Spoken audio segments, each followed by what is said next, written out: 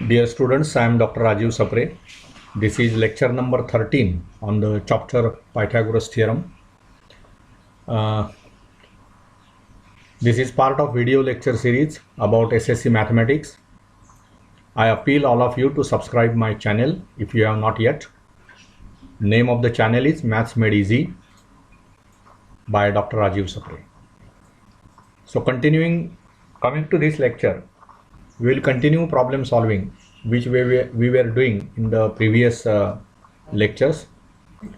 So here now the problem number 9 we will discuss. Prove that sum of squares of the diagonals of the parallelogram is equal to the sum of squares of its sides. म्हणजे काय आहे बघा, problem number 9 we are doing. Okay, so this is problem number 9 from the problem set of the chapter 2. So you have one parallelogram.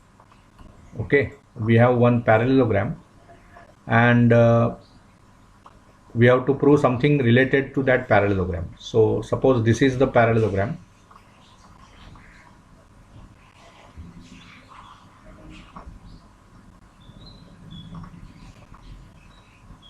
Say it is ABCD. Okay, then BD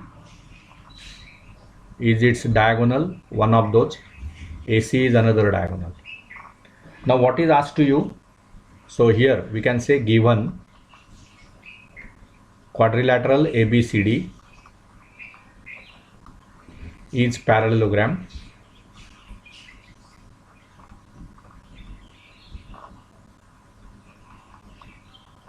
Okay, and AC and BD are diagonals.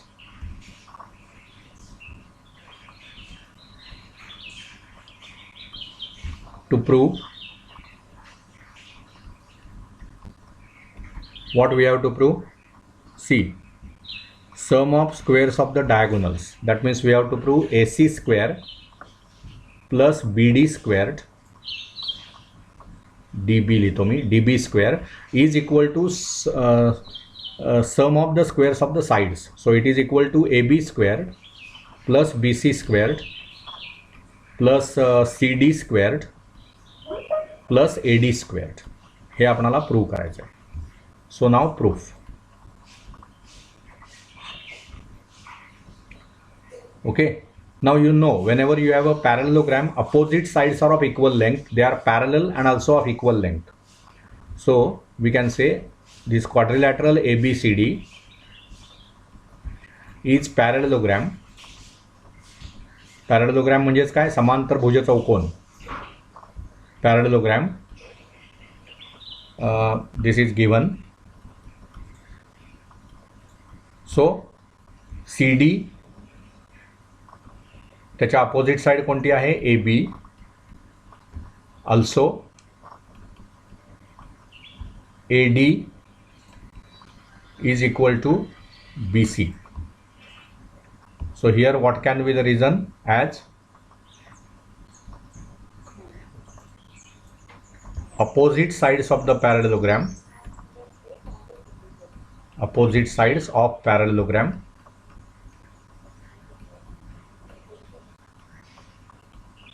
are equal.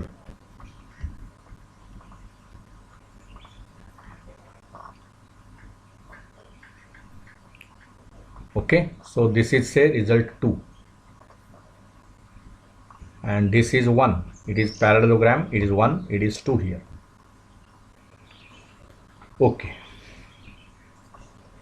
also now this point of intersection we will take O, and you know parallelograms whenever you take, the diagonals bisect each other.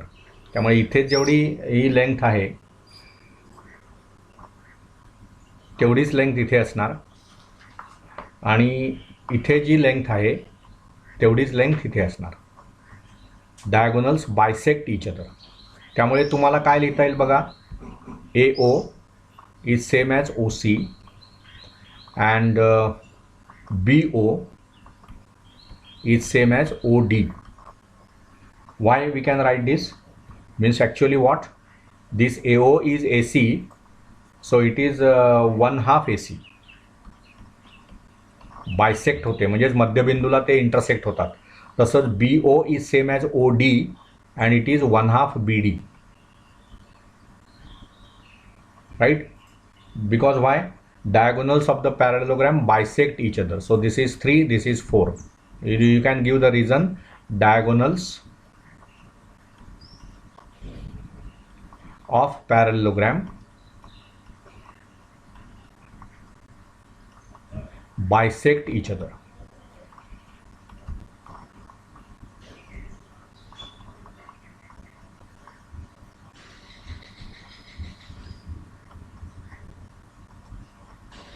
So in triangle ABC now, you take triangle ABC. ABC, triangle ABC.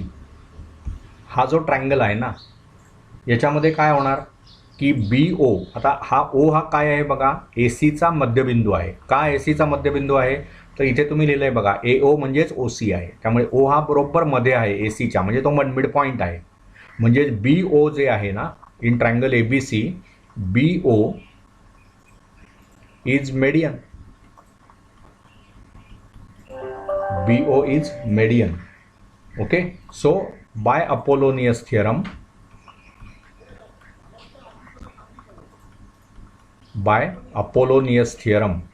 what you will get? AB square plus BC square is equal to 2 times BO square plus 2 times OC square. Okay, म्हणजेच काय झालं बघा, AB squared plus BC squared is equal to 2 times, आता BO जे आहे ना, इथे लिहिलंय बघा तुम्ही, BO म्हणजेच 1/2 BD, त्यामुळे ते 1/2 BD कंसाचा वर्ग, आणि OC काय लिहिलंय बघा आपण, 1/2 AC, त्यामुळे इथे मी काय लिहिणार, 2 टाइम्स ब्रॅकेटमध्ये 1/2 AC कंसाचा वर्ग. Right, this I can say by 3 and 4, from 3 and 4. Okay, म्हणजेच काय होणार बघा, AB square plus BC square, AB square plus BC squared is equal to, आता हे 1/2 BD आहे ना, त्याचा स्क्वेअर म्हणजे BD स्क्वेअर्ड अपॉन 4 झालं, त्याला 2 ने मल्टिप्लाय करताय तुम्ही. So this will be BD squared upon 2, आणि प्लस इथे पण काय होईल बघा, AC squared upon 2. Okay, so this is what we get. You can multiply by 2 both sides. So what you get is 2 times AB square plus 2 times BC squared is equal to BD squared plus AC squared.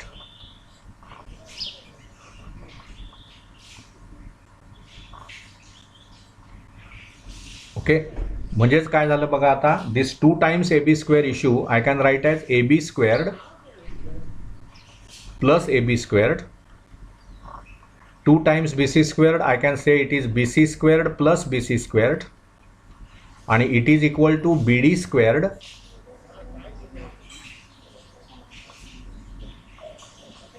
Plus AC squared. So this is what I can write. बरोबर ना, परंतु आता हा जो result आपण लिहिलाय ना, इथे बघा रिझल्ट 1 मध्ये काय लिहिलंय आपण की CD आणि AB इक्वल आहेत, त्यामुळे ह्यातल्या एका ABच्या ऐवजी मी CD टाकू शकतो. तसंच AD आणि BC पण इक्वल आहेत, त्यामुळे हा जो BC आहे ना, त्यातला ह्या BC स्क्वेअर 2 वेळा जो आहे त्याच्यात आपण AD टाकू शकतो, कारण AD आणि BC इक्वल आहेत. त्याच्यामुळे मला काय लिहिता येईल बघा, AB square plus AB square आहे, but that AB square I replace by, because you know AB same as CD, so I can replace it by CD square. So इथे आपण अंडरलाईन करूया आणि इथे डबल अंडरलाईन करूया. तो जो BC square आहे तो BC म्हणजेच AD आहे, त्यामुळे मी इथे AD स्क्वेअर्ड लिहितो, कारण BCच्या ऐवजी मी AD लिहू शकतो. This is also double underlined, आणि मग plus BC square, and this is equal to DB squared plus AC squared. म्हणजेच एकूण काय होईल बघा, ए बी स्क्वेअर ही टर्म प्लस ही बी सी स्क्वेअर, इथे आपण लिहूया ना, याचं कारण काय द्यायचं, बाय 1. हे जे आहे ना, बी सी स्क्वेअरच्या ऐवजी मी ए डी स्क्वेअर टाकलं, ए बी स्क्वेअरच्या ऐवजी सी डी स्क्वेअर टाकलं because of 1.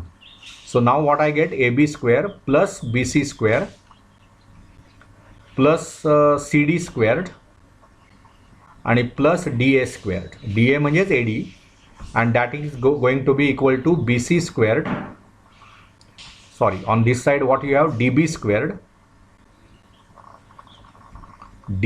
Squared plus A C squared. पण आता डी बी आणि ए सी म्हणजेच काय आहेत बघा, डी बी आणि ए सी या त्या पॅरलेलोग्रॅमच्या डायगोनल्स आहेत. त्यामुळे this is squares, sum of the squares of the diagonals. आणि A B, B C, C D आणि ए डी ह्या सर्व त्या पॅरलेलोग्रॅमच्या साईड्स आहेत. त्यामुळे पॅरलेलोग्रॅमच्या साईड्सच्या वर्गांची बेरीज ही त्याच्या डायगोनल्सच्या वर्गांच्या बेरजेएवढी असते, असं आपण इथे सिद्ध केलं. I hope you understood this proof. Okay, so hence proved, finally we can say, so we have proved it.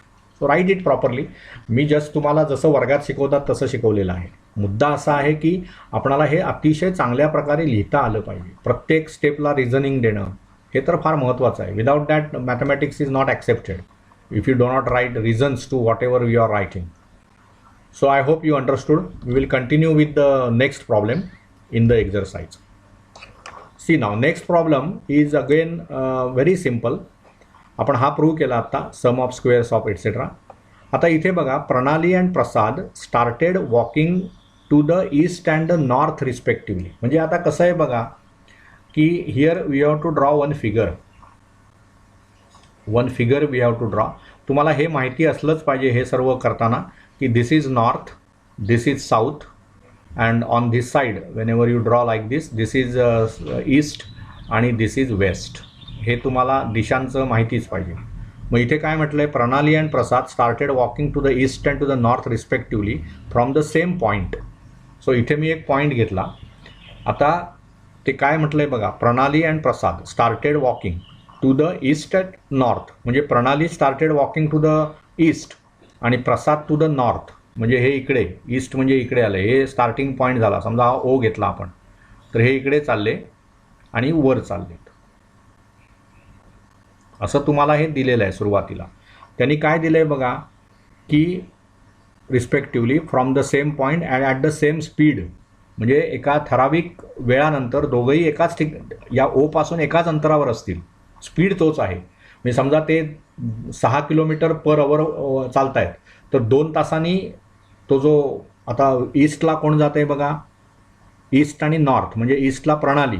So P R, प्रणाली ईस्टला जाते आहे, म्हणजे ती 6 किलोमीटर दर तासी या वेगाने जात असेल तर 2 तासांनी ती 12 किलोमीटर अंतरावर असेल.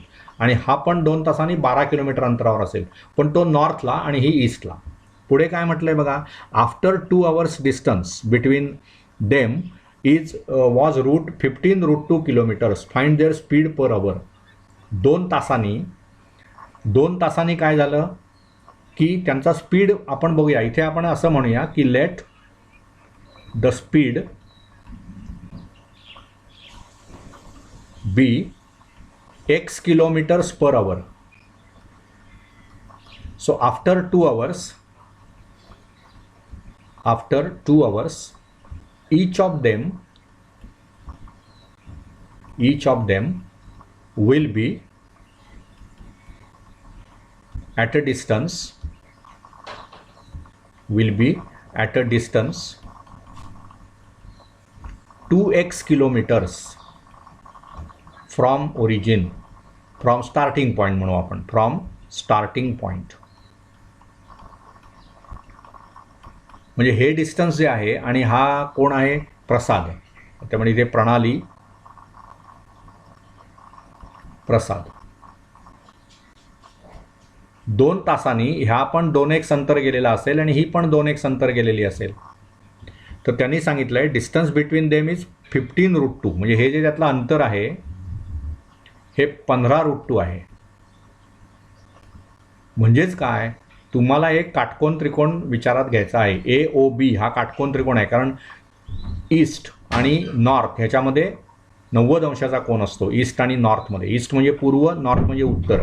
उत्तर आणि पूर्व यांच्यामध्ये 90 अंशाचा कोन आहे, म्हणजे हा काटकोन त्रिकोण झाला. आणि त्यांच्यामधलं 2 तासांनी अंतर हे 15√2 दिलेलं आहे, म्हणजेच AO हे 15√2 तुम्हाला दिलेलं आहे. So in triangle AOB, in right angled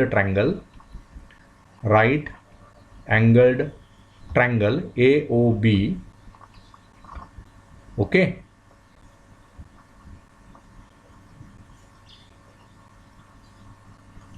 इथे बी घेऊया आपण. In right angled triangle AOB, angle AOB is equal to 90 degrees. So AB square will be equal to AO squared plus OB squared. पण आता OA आणि OB हे दोन्ही 2x आहेत, त्यामुळे मला 15√2 चा वर्ग 15√2 चा स्क्वेअर्ड हा किती येणार बघा, 2x चा वर्ग अधिक 2x चा वर्ग, म्हणजेच 2x bracket squared plus 2x bracket squared. म्हणजेच किती झालं, हे 4x स्क्वेअर्ड आणि हे पण 4x squared. So it is 8x squared. You got 8x squared to be 15√2. म्हणजे x स्क्वेअर किती येणार, what will be x squared, 15√2 नव्हे, सॉरी हा, दिस इज रॉंग. 15√2 स्क्वेअर म्हणजे किती होणार, तो 225 आणि √2 चा वर्ग 2 म्हणजे 250 झालं. 250 हे तुमचं 8x स्क्वेअर्ड आलं. म्हणजेच x स्क्वेअर्ड किती आलं, x स्क्वेअर्ड आलं 250/8, बरोबर ना. सो 250/8 ही जी क्वांटिटी आहे ना, ती मला अशी लिहिता येईल ना, 200 काय लिहिता येईल मला, 8x वर्ग हे बघा जरा, 225 ना, सॉरी हां, ते सर्व चुकलं आहे माझं कॅल्क्युलेशन. हे 225 झाले, 225 गुणिले 2 म्हणजे 450 झाले. करेक्ट. 450 म्हणजे 8x वर्ग आहे, त्यामुळे x वर्ग 450/8 झाले. 450 हे मला 225 गुणिले 2 असे लिहिता येतील, आणि भागिले हे जे 8 आहेत ते मला 4 गुणिले 2 असे लिहिता येतील, म्हणजे हे कॅन्सल होईल. आणि मग 225/4 हा x वर्ग असल्यामुळे x ची व्हॅल्यू आली 15/2, बरोबर ना. 15/2 म्हणजे 7.5, 7.5. मग तुम्ही काय मानलं होतं, let x be the speed, x kilometres per hour हा स्पीड मानला आपण, म्हणून त्याचं फायनल आन्सर काय झालं, they are walking at a speed of 7.5 kilometres per hour. So final answer will be speed is 7.5 kilometers per hour. This is the answer. So this is totally depending on Pythagoras property. आणि तुम्हाला जे information दिलेली आहे की एका पॉईंटपासून बघा, म्हणजे इथे त्यांनी तुम्हाला असं सांगितलं आहे की या पॉईंटपासून सुरुवात केली, ईस्टला एक ती प्रणाली जाते आहे आणि नॉर्थला तो प्रसाद जातो आहे. मग असं आहे का, त्यांचा चालण्याचा वेग वेगवेगळा आहे, नाही. त्यांनी दिले तुम्हाला बघा काय म्हटलं आहे, ॲट द सेम स्पीड. बघा प्रॉब्लेममध्ये दिलेली प्रत्येक गोष्ट कशी वापरतो आपण, दे are walking at the same speed. So whenever after 2 hours प्रसाद हा ओरिजिनल पॉईंटपासून जेवढ्या अंतरावर असणार तेवढ्याच अंतरावर ही प्रणाली असणार.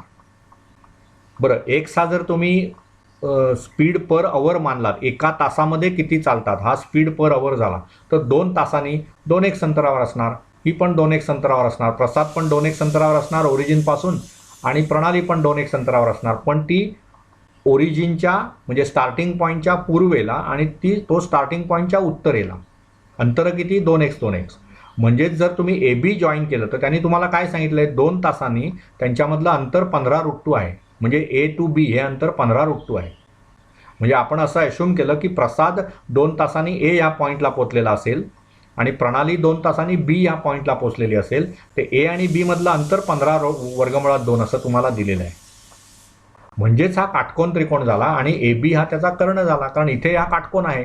का काटकोन आहे, तर पूर्व दिशा आणि उत्तर दिशा यांच्यामध्ये 90 अंशाचा कोन असतो, म्हणजे हा काटकोन त्रिकोण तयार झाला. मग हायपोटेनस AB झाली त्याची, आणि मग 15√2 चा वर्ग म्हणजेच AO वर्ग अधिक OB वर्ग असणार. ते आपण इथे लिहिलं बघा. AB वर्ग म्हणजे AO वर्ग अधिक OB वर्ग.